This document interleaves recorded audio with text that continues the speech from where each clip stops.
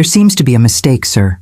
We need you to move to accommodate our VIP passenger, the flight attendant says, voice sweet but sharpened like a blade. A manicured hand taps a designer watch behind her. Seat 2A is for our platinum members. Phones come out, whispers rise, one wrong move, and this cabin won't be the same again. Before we roll, hit subscribe so you never miss stories where karma flies first class. Ready? Let's begin. Marcus Reed didn't pick seat 2A by accident. He booked early, paid in full, and chose the legroom to polish a keynote he'd deliver in 3 hours. Platinum status? Of course. But the problem, it seemed, was not the policy, it was the person. Across the aisle, Karen Whitfield, pearls, perfume, and practiced entitlement, hovered like she owned the sky. The flight attendant, Jessica, smiled too tightly. "Sir, a regular platinum guest prefers this seat," she said. "Would you mind moving?" Marcus showed his boarding pass and member card.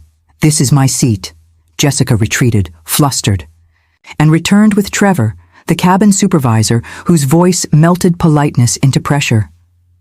"We can do this the easy way," he murmured. "Or we can make it difficult." Karen sighed loudly.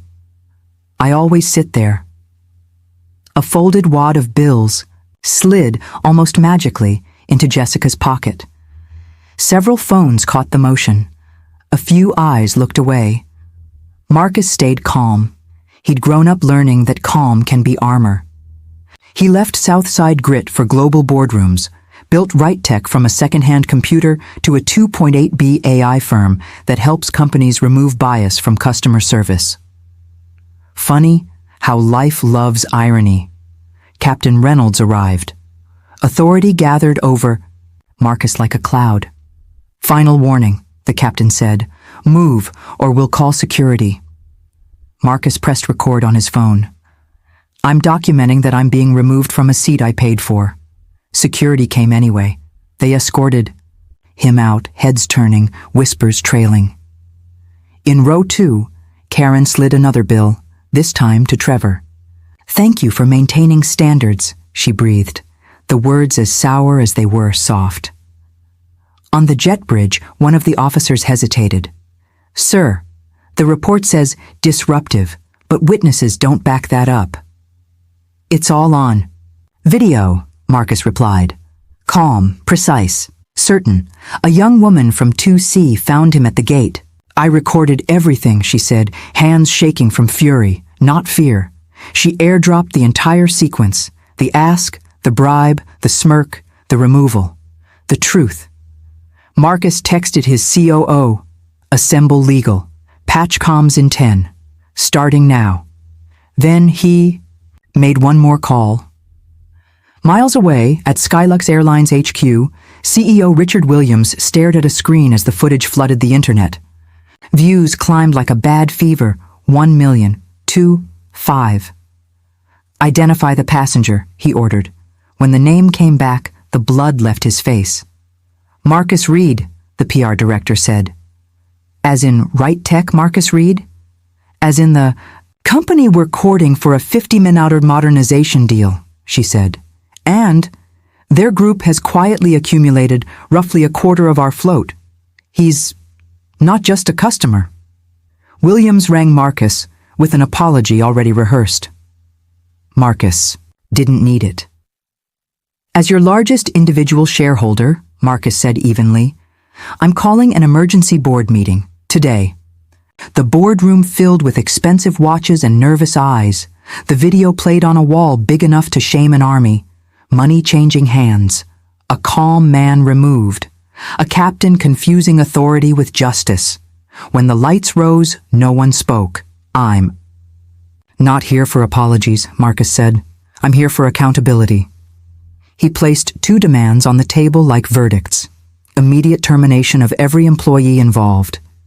Cancellation of the proposed Right Tech Skylux partnership. A junior analyst burst in mid-breath. "The stock is down 12%, projected 30% by close if we look weak." Silence throbbed. Williams looked at the numbers, the video, the man. He understood.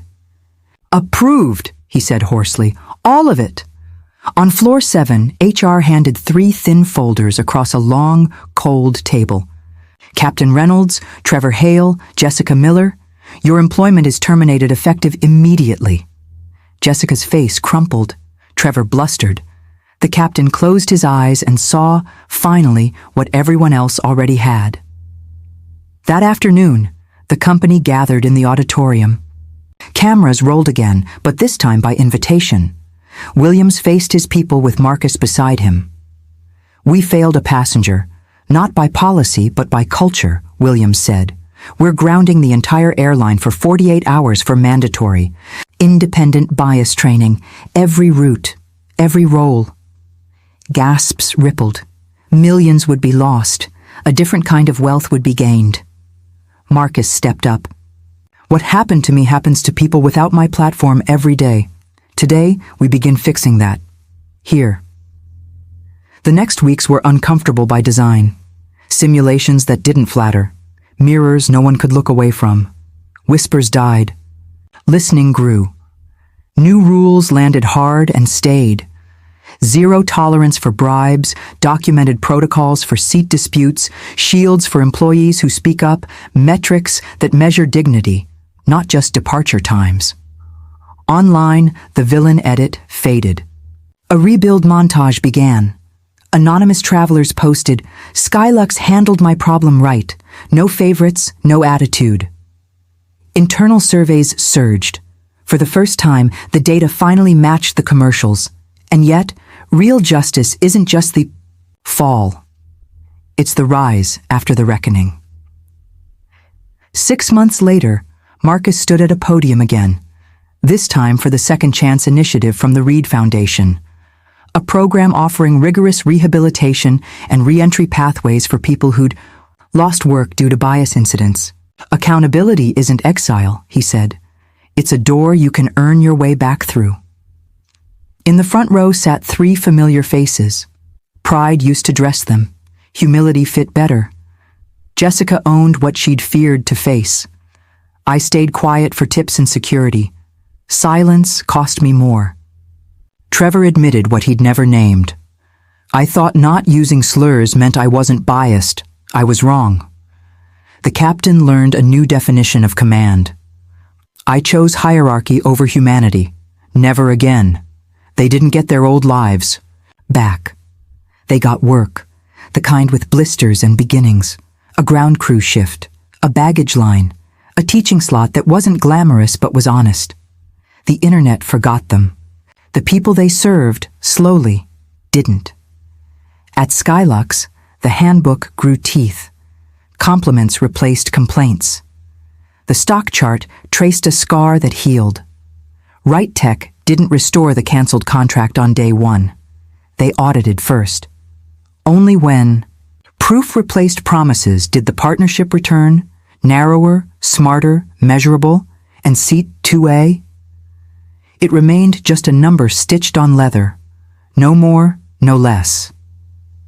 The real upgrade was invisible, a culture that finally understood that VIP isn't a face you recognize, but a person you respect. Marcus walked down a jet bridge one quiet morning months later. No escort, no whispers, just a gate agent who looked him in the eye and said, "Welcome aboard, Mr. Reed." He smiled, not for the seat, but for the standard, because sometimes the most powerful flight doesn't leave the runway. It lifts a company. It lands a lesson, and it reminds everyone watching that karma, when it finally boards, never flies economy. If you believe dignity should never be upgraded, tap subscribe. Drop justice and your city in the comments. Let's keep stories like this landing where they matter most.